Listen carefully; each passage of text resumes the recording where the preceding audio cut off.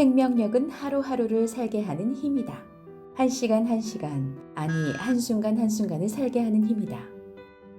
생명력으로 충만하지 못하면 이 세상을 이길 수도 살아갈 수도 없다는 건 내가 한 말이 아니다. 마음을 다하여 주님을 의뢰하고 너의 명철을 의지하지 말아라. 거듭난 자가 육에 속한 채로 살 수 있으나 그건 사는 게 아니다. 생명력 상실로 게임 중독자가 되고 여행 중독자가 되고 성공 중독자가 되어도 생명은 보장되지만 일부러 사탄의 밥으로 살 필요는 없다는 게 내 생각이다.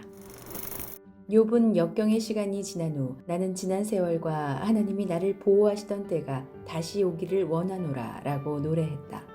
욥은 이겼지만 어려운 시기를 견뎌야 했다. 욥은 그러지 않았지만 행여라도 하나님을 시험하듯 살면 안 된다. 혹시 신앙생활이 힘들어 당분간 하고 싶은 대로 인생을 즐기며 편하게 살아갈 수 있다. 그러나 그렇게 살다가는 얼마 못 가 폭풍우가 닥칠 것을 알고 있어야 한다.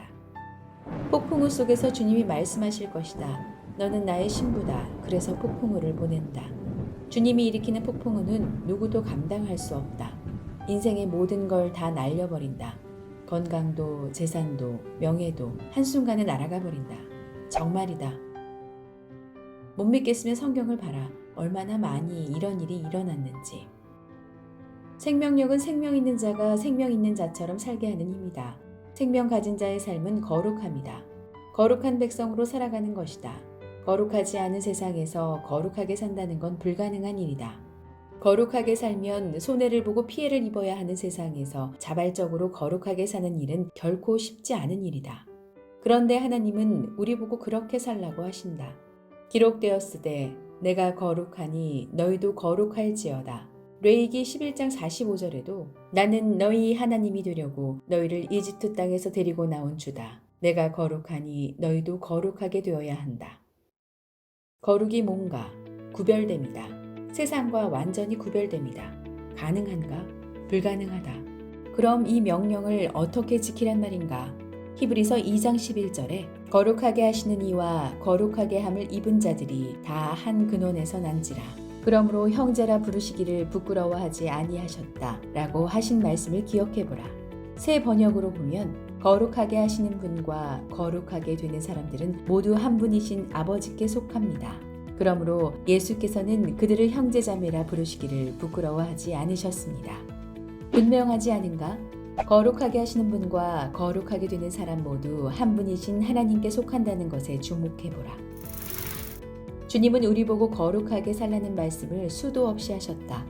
하여 우리는 거룩한 자가 되어야 한다. 그런데 거룩하게 살 능력이 없다. 절망이다. 맞다. 거룩하게 살려면 먼저 절망해야 한다. 자신에게 처절히 절망한 다음 거룩한 분과 연합하는 것이다. 사시사철 감기를 달고 살지 않으려면 면역력을 강화해야 하듯이 생명과 생명력의 본체이신 주님과 연합해야 한다. 연합이 되어야 부활의 삶을 살 수 있다. 연합되기만 하면 거룩하게 살아갈 생명력으로 충만하게 된다. 그런데 연합은 쉽다. 왜냐하면 주님이 먼저 연합하기를 원하시는 데다 성소에 들어가 의사표시만 하면 성령의 악교로 딱 붙여주시니 이렇게 쉬운 방법이 어디 있는가.